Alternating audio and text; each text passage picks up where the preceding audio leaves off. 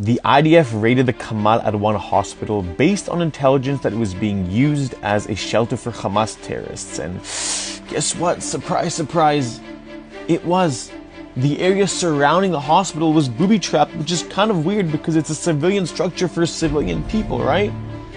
During the raid, 20 terrorists were killed and over 240 people were arrested because they were suspected of being tied to Hamas. Now, within those 240 people, 15 of them admitted to taking part in the October 7th attacks. Think about that.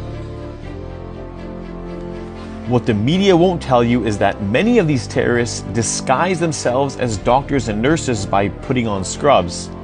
What the media won't tell you is that many of these terrorists try to flee the scenes in ambulances pretending to be patients.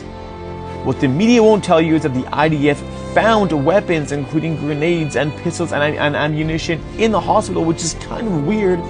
And what the media won't tell you is that on-site interrogations revealed that many of these terrorists admitted to taking part in terrorist activities.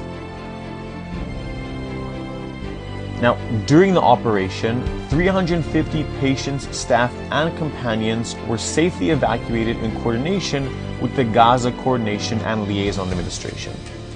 During the operation, 95 individuals were safely transferred to the Indonesian hospital, along with 5,000 liters of fuel, 2 generators, and enough medical supplies to maintain essential operations.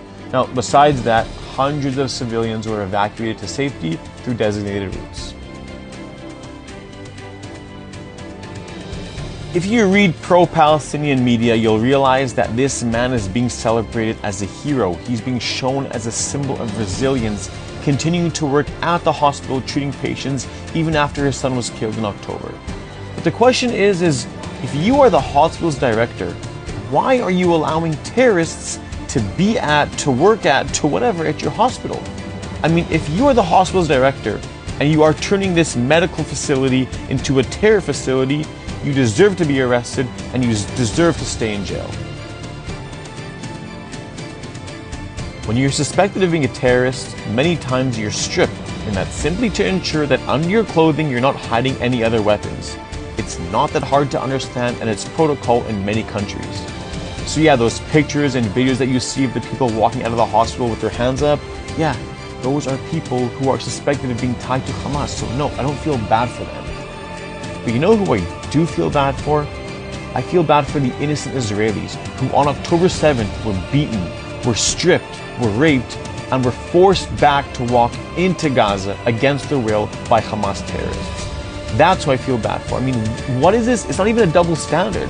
You have literal terrorists or suspected terrorists being forced to walk out of a hospital stripped, and you're so mad, you're so upset, that's who you feel bad for? Where were you on October 7th?